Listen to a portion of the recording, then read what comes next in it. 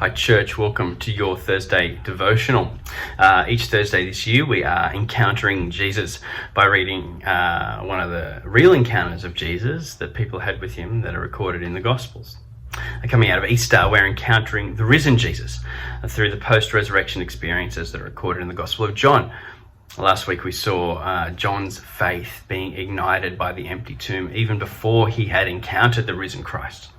Today we follow the story of Mary, who's the first on the scene to see the risen Christ, which is remarkable when you think of it in a first century context. We follow her story. She remained at the empty tomb, wondering what had happened. Our passage is John chapter 21, verses 11 to 18. Press pause and have a read now, if you are yet to. Right, so after Peter and John have run back to the disciples, Mary is left behind there weeping. The reality of the resurrection clearly hasn't dawned on her yet, as you can understand, because it's not an everyday occurrence.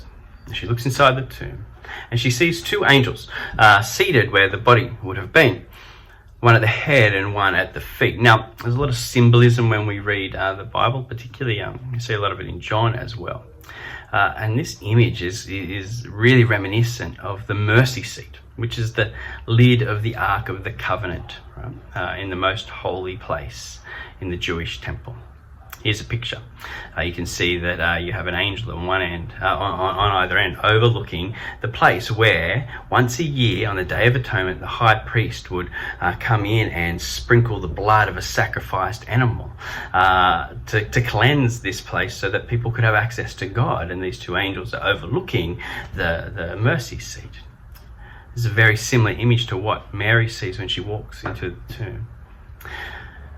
But what's amazing is the picture of Mary walking straight into a place where only the high priest would normally be allowed to go. And this scene shows us that Jesus' sacrificial death and resurrection have granted us access to God's presence. And for anyone who believes, the mercy of God is revealed in allowing sinners to come before him.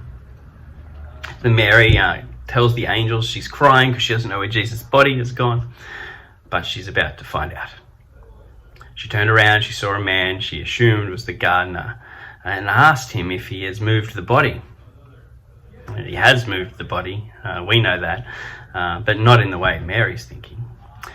And he responds simply by saying her name, Mary. Immediately the penny drops. She cries out, Rabboni, which is an Aramaic word for teacher, but a word for teacher that implies this intimacy and devotion and affection, a real deep and abiding love.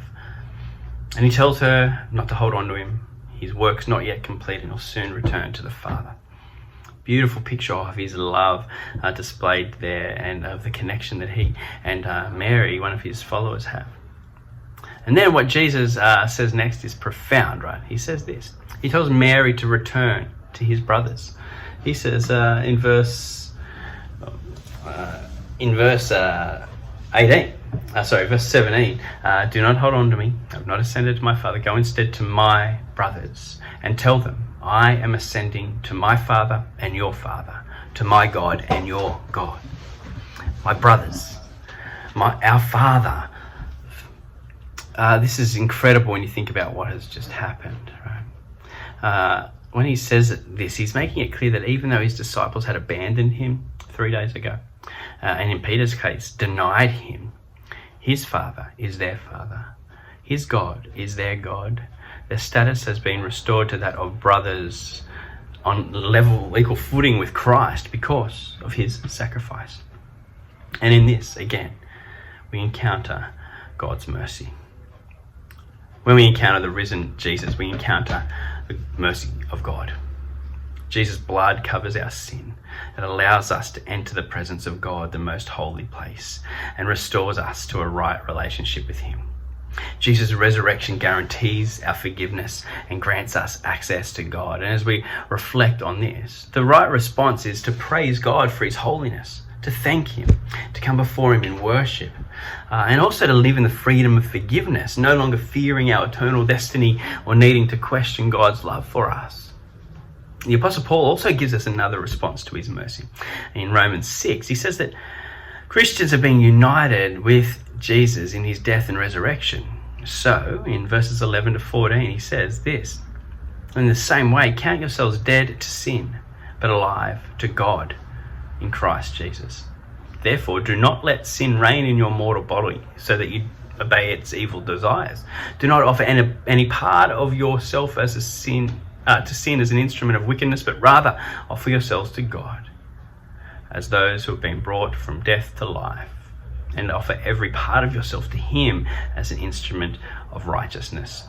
For sin shall no longer be your master, because you are not under the law, but under grace." We are called to live for Jesus, to live for righteousness and no longer sin. We are dead to sin and alive in Christ. When we encounter the risen Jesus, then we encounter the mercy of God. We should praise Him. We should live with the peace that comes from knowing that we are forgiven, and we should offer our bodies to the one who offered his body for us. So let's pray. This prayer I'm going to pray comes from the Anglican prayer book from the second Sunday of Easter, and I think it sums it up nicely. Let's pray together. Almighty God, whose Son, Jesus Christ, is the resurrection and the life of all who put their trust in Him, raise us, we pray, from the death of sin to the life of righteousness, that we may ever seek the things which are above, where He reigns with you and the Holy Spirit, one God, now and forever. Amen.